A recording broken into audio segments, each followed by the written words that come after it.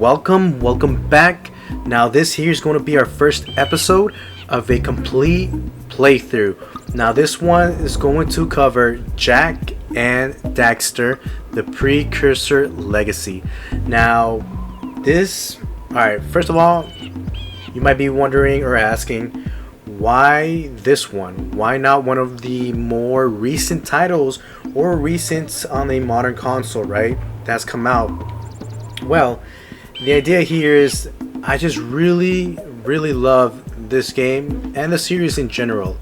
And I thought to myself, it would be a sin if I did not cover Jak and Daxter the Precursor Legacy first on this channel. And by first, of course, I mean a complete playthrough. So, without further ado, let's go on with that routine. So, consider giving this video a like, subscribe to support the channel, and hit that bell icon for future notifications. Alright y'all, now let's get into it. Now, of course, we're going to go ahead and start a new game. And yes, so usually we don't, but this time we are. And since it's creating the save game file, it does take quite a while. A few seconds, a bit there. More than what we're used to nowadays. But yeah, this is basically just how it was back in the day. You just basically learn to be patient and wait until it was created. But we're about to dive in and be opened with a nice, well, I would say cutscene, right? A nice cutscene. And what I love about them is basically the same to what you expect in the gameplay as well.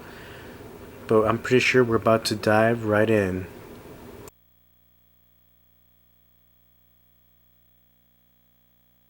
There we go. So now, well, we weren't met with, so I messed up there.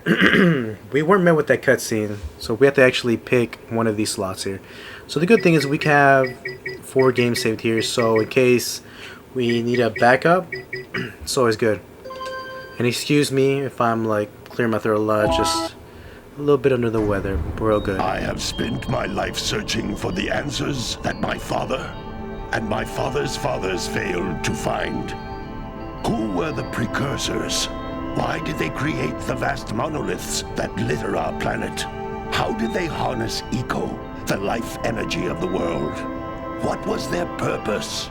And why did they vanish? I have asked the plants, but they do not remember. The plants have asked the rocks, but the rocks do not recall. Even the rocks do not recall. Every bone in my body tells me that the answers rest on the shoulders of a young boy. Oblivious to his destiny, uninterested in the search for truth, and rejecting of my guidance. And why would he want to listen to old Samus the Sage anyway? I'm only the master of green eco, one of the wisest men on the planet. So it seems the answer begins not with careful research or sensible thinking. Nay, as with many of fate's mysteries, it begins with but a small act of disobedience. Hey! Jak, old green stuff told us not to come here.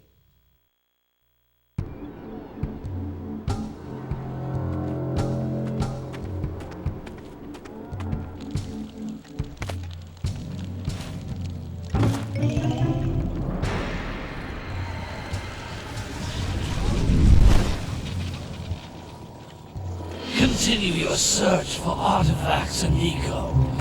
If the locals possess precursor items, you know what to do. Deal harshly with anybody who strays from the village. We will attack it in due time.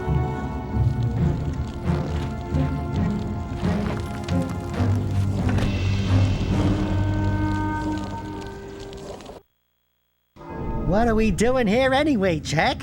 This place gives me the creeps.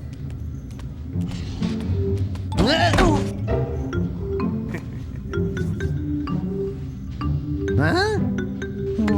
Oh, stupid precursor junk. Eek! What is that dark ooze? It sure don't look friendly. The sage yaps on about the precursors that built this place all the time. Where did they go? Why did they build this crud? Now, I like precursor orbs and power cells as much as the next guy. But if you ask me, they must have been real losers. Wow! How did you do that? Jack, I think we're in trouble!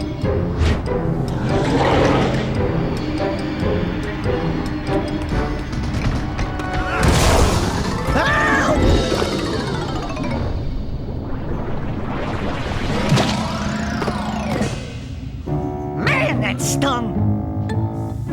I told you we shouldn't have come here, and you listened! What?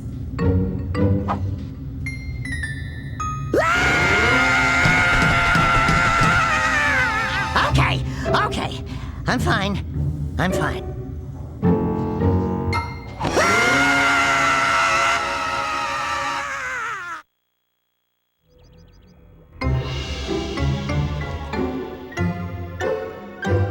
What in green tarnation do you two want? I was... Don't tell me!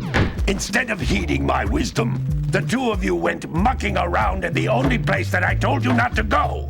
Misty Island. That's right, and then... And, Daxter, you finally took a much-needed bath, but in a bathtub filled with dark eco. Look, old man, are you gonna keep yapping, or are you gonna help me out of this mess? I'm gonna keep yapping, because in my professional opinion, the change is an improvement. And besides, I couldn't help you if I wanted to. What? There's only one person who has studied Dark Eco long enough to have a chance at returning you to your previous form. Carl Acheron, the Sage. But he lives far to the north. Far, far to the north. Nobody has spoken to him in ages. I would teleport you there, but I can't do that either. None of the three sages that maintain the other teleporter gates have seen fit to turn their ends on for quite a while. The only other way north is by foot through the Fire Canyon, but its volcanic soil is hot enough to melt precursor metal. You can't just walk through it. But you could fly over it if you had a zoomer equipped with a heat shield. I just happen to be working on such a thing at this very moment. All I would need is 20 power cells to give it enough energy to withstand the canyon's heat. Isn't that right, Daddy? Yes, Kira, that might work. But where are a boy and a half going to get 20 power cells? From the villagers. Most of them have a power cell or two stashed away somewhere. And even if they aren't willing to just give them away, greasing their palms with a few precursor orbs should do the trick. And I bet there are even more of them out in the wilds just waiting for some brave adventurer to find. Well, we've got the brave adventurer at least. Brave adventurer! You two couldn't find your way out of the village without training. Before you do anything else, you better go through the warp gate and get some practice on Geyser Rock. We won't find any more of that dark gooey eco stuff, will we? Cause I'd hate to fall in again and turn into you. Get in there before I turn you both into ferns.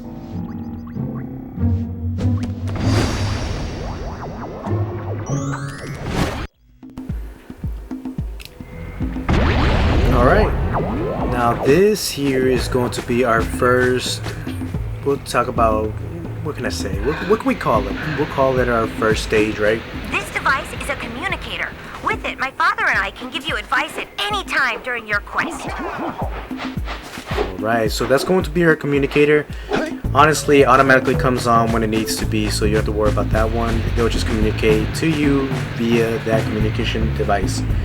Now, this is basically Geyser Rock, and this serves as our tutorial. So if we press the start button, we're open and met with this screen where basically we're able to see everything that we're completing thus far.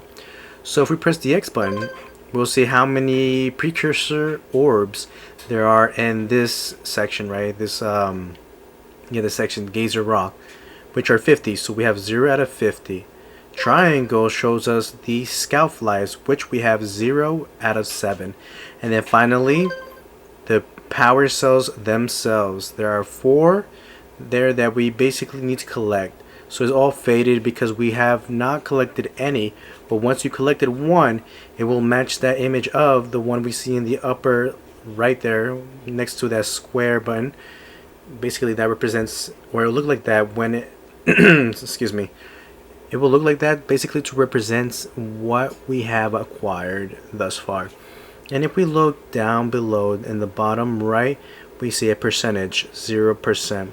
That is the overall percentage of completion of the whole game. So our goal, well, you don't need to reach 100% to beat the game, but for those completionists out there, of course you want to reach that 100, and also in order to get the secret ending, you need 100% completion.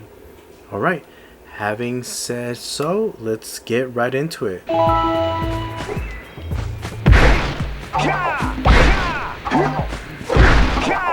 These green orb that we're collecting will be basically told of what it is and what it does later in the tutorial, which is interesting to me because we are actually collecting it before we're told what it is, and it's basically near the end of the tutorial, but you'll see what I mean.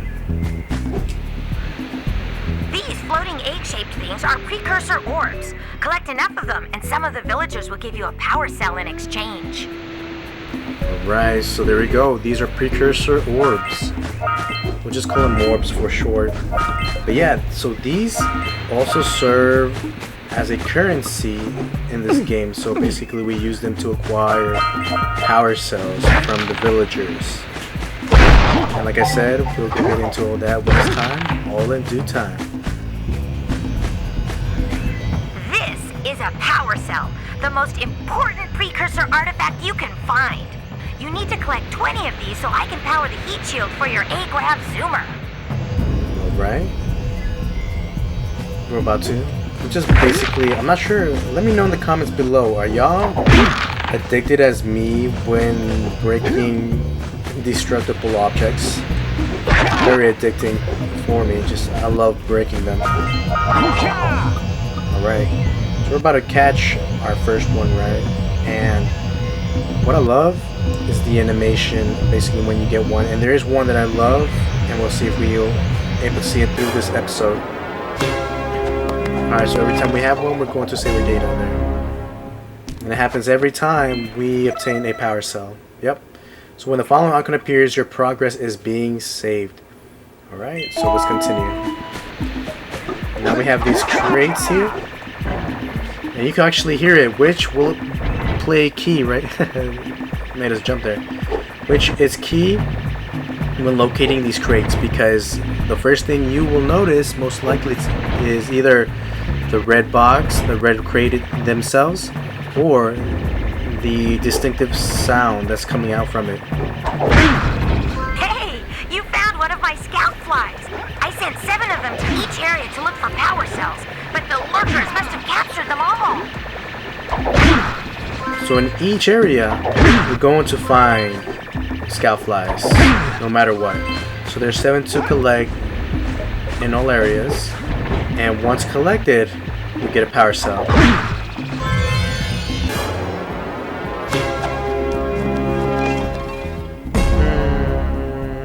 So satisfying. Wow! That last scout fly had a power cell. I'll bet if you collect all 7 in each area, you can find even more power cells. Alright.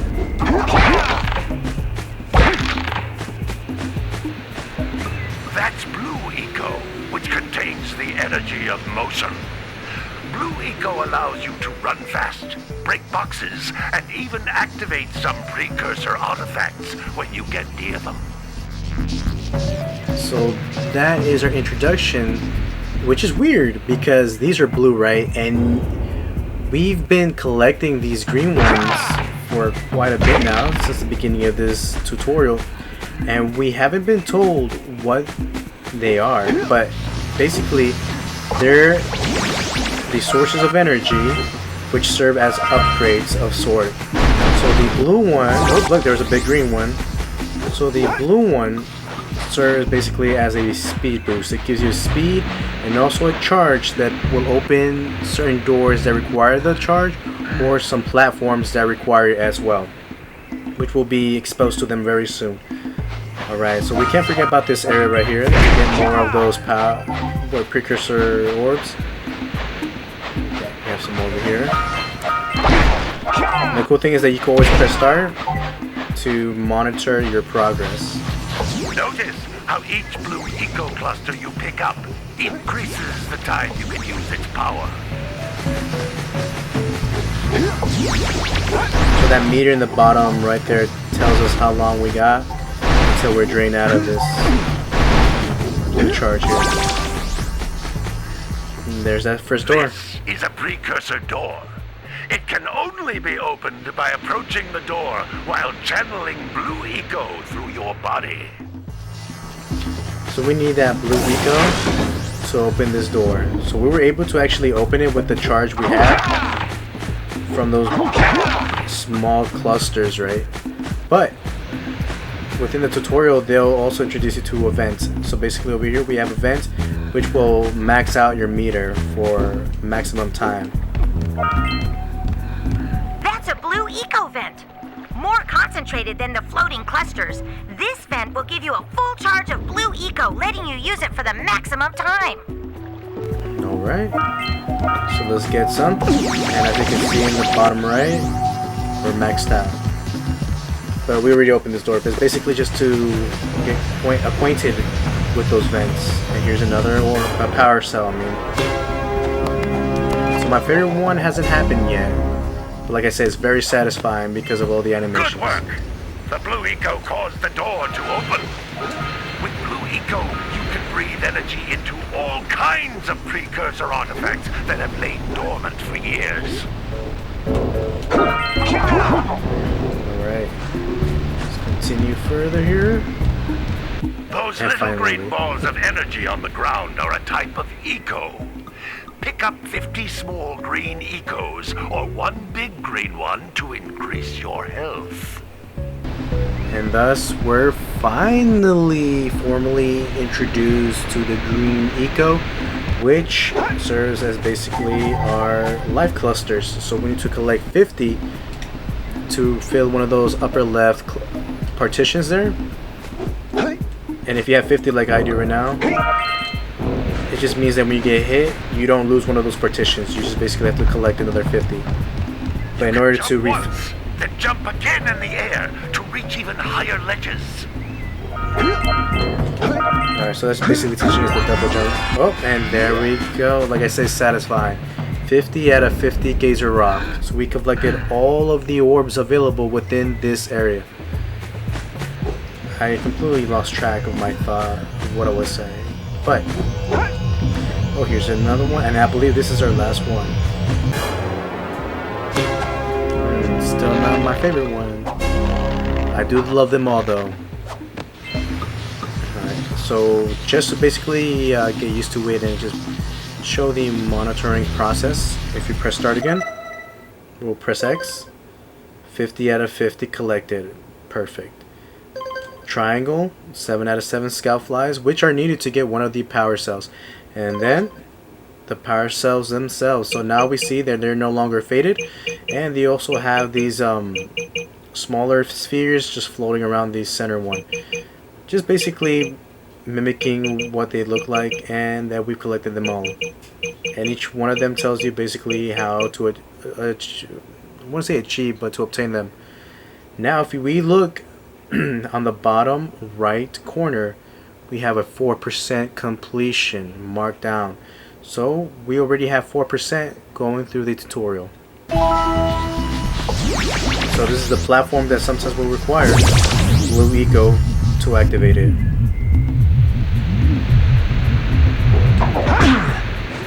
Alright, and that's basically it. We're back to where we started, and this is where we hit to jump into that portal and go back to the Green Sage's hut. So basically his hut, and we proceed to the next area. But this is where we're going to stop. This is the first episode, and this is where we've got so far. So we were only going to cover the tutorial. Alright y'all, I want to thank y'all for making it this far. I know I had a quick demo on this one already, but this one is more of a formal and more, I guess you could say, informative playthrough, basically just going over my thoughts. But one of the things that really helps me with this one, which basically should have been mentioned in the beginning, is that this is my first time playing Jak and Daxter. Like I said, it's my favorite game, perhaps more than, like I said, a well-known Italian plumber, right? It's just it's one of the things I've grown up with. All of the power cells on the island. Come back to the warp gate so I can bring you back to the lab. So you always get these small reminders, and also these still animations when your character stays still is also, you know, those little details what makes it really cool and memorable. But yeah, so thank y'all. Why not giving this video a like? You got this far, I'm pretty sure you enjoyed it, so why not just go ahead and like the video. Support the channel by subscribing, and also share the love. Share the video to all who are in reach, and also hit that bell icon for future notification. Alright y'all, truly am blessed and happy to have started our first episode of a complete playthrough. So thank you, take it easy, and as always, keep it vertical. Great! You found all of the power cells on the island. Come back to the warp gate so I can bring you back to the lab. Hurry up!